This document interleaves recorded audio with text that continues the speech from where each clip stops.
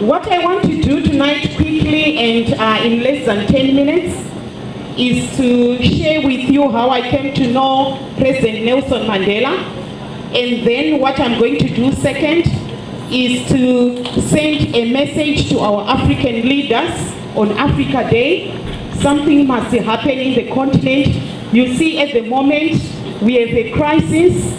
238 girls are abducted in Nigeria. The whole continent is shattered. The whole world is shattered. But I think as a team, as a community in Northampton, you can also help us to add a voice on Africa Day. How I got to know President Nelson Mandela? In 2009, I received a letter from Sweden, and they said to me, "Oh Betty, you have got an award." Then I said, "Wow, an award for what?" And they said, "Children in the world have chosen you to be one of the decade's rights hero for children." Then I said, "Oh, don't clap your hands yet. Don't please. Because I want to continue with the story." Then I said, "Oh, children have nominated me." Then they said, "Oh yes, they've nominated you." And they said, "You know what, on the list there is President Mandela. So you and President Mandela and 9 others are going to go on a vote. And 19 million children will vote after reading about you in the magazines. So we want to see who will win, you or President Nelson Mandela." That's why I said don't clap. You see, you're now laughing at me. Then, you know, the global vote took place in 2009. So children read about us, and at every school, and there are 50,000 schools that compete, that take part in the vote. It's a democratic vote, it's not a rigged one. So when children voted, they held the results because I was with CNN waiting for another award. And then we were all shivering, and I don't know why I had so much confidence that I could get more votes than President Nelson Mandela. And even up to now, I keep pinching myself to say, what gave me confidence to say all children in the world could vote me and not President Nelson Mandela? So we went to Sweden. The event was officiated by the Queen of Sweden, Queen Sylvia. We all sat next to her, Gracia Machel, and we were very ordinary. It was not like all these presidential things you see around.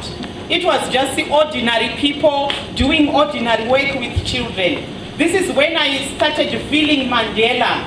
The bigger part of the life of Nelson Mandela was actually spent on children.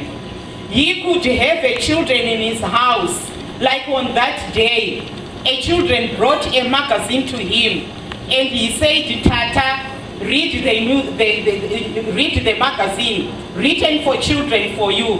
Then he said, "Go to the children of the world and tell them that Tata loves you all.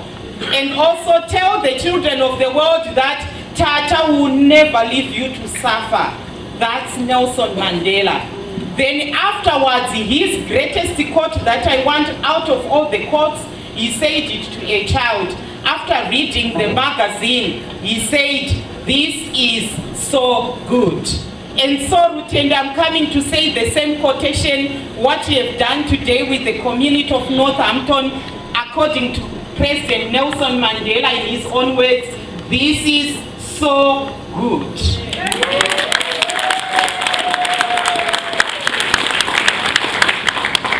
So the story goes like, I didn't win the award. President Nelson Mandela and Gracia Machel won the award on the night. But yes, I realized that in order for you to win an award for children also, you have to be a president. So I want to be a president myself. But what I want to say is congratulations to Madiba. Congratulations for the work for the children we don't see. The reason why he fought apartheid was to have our children freed from oppression. Like Fike has said, and also like Dumie has said, we are here to unite with the rest of the world to tell them a beautiful story. A beautiful story of one of our men who walked on earth, but what he left was reconciliation, love, peace, and the tranquility we are enjoying right now in Africa. So for that, I want to say to Madiba, rest in peace. It was so good. By the way, they also ended giving me an honorary award on the night, so I didn't walk out empty-handed.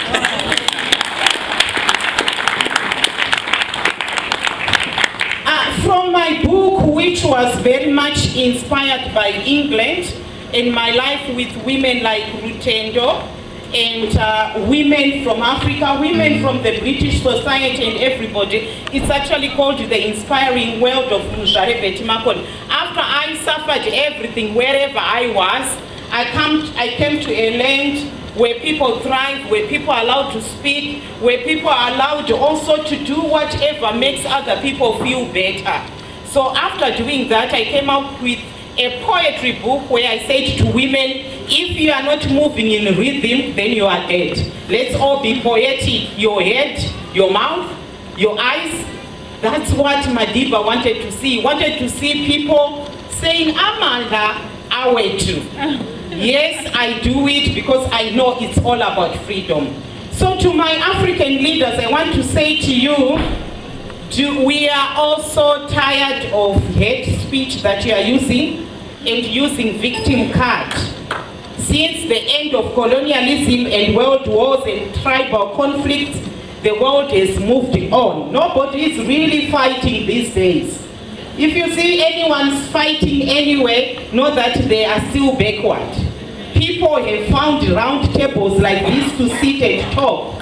No matter how much you argue, you don't shoot your people. Nelson Mandela never shot a human being. So we are sending this message to our people to say, can we save the lives of people and children in the continent?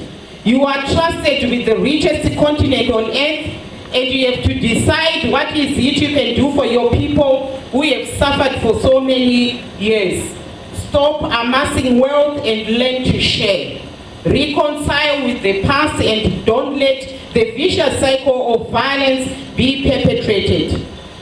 Any country that does well is united. So tonight, even Madiba, I know, is calling for reconciliation, unity amongst us. Do you know if we put each one of us in this room, we are also a continent in our own right in Northampton.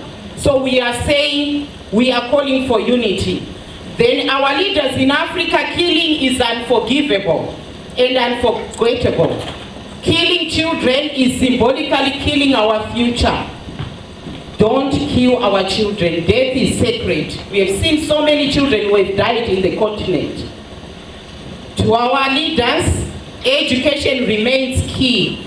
Some of us poor girls are here because in 1980 in Zimbabwe, where I come from, our president and his ministers by then, and I still remember Dr. Mtumbuka, gave everything to education.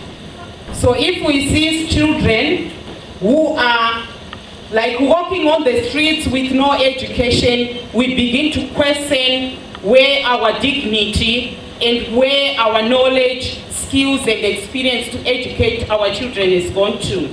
As a woman leader, I've been following political events, issues, confusion and complications in Africa. We also want to see a lot more women sitting on the table to solve some of the conflicts. I strongly go back to my points that I've made, that Africa needs to create a democratic template where people participate in choosing leaders of their choice. I know everybody is saying we are going for votes, we are going for votes. But you know what has divided Africa? Politicians. It's time we look for good leaders in our country. Are they engineers? Are they doctors? Are they lawyers? Are they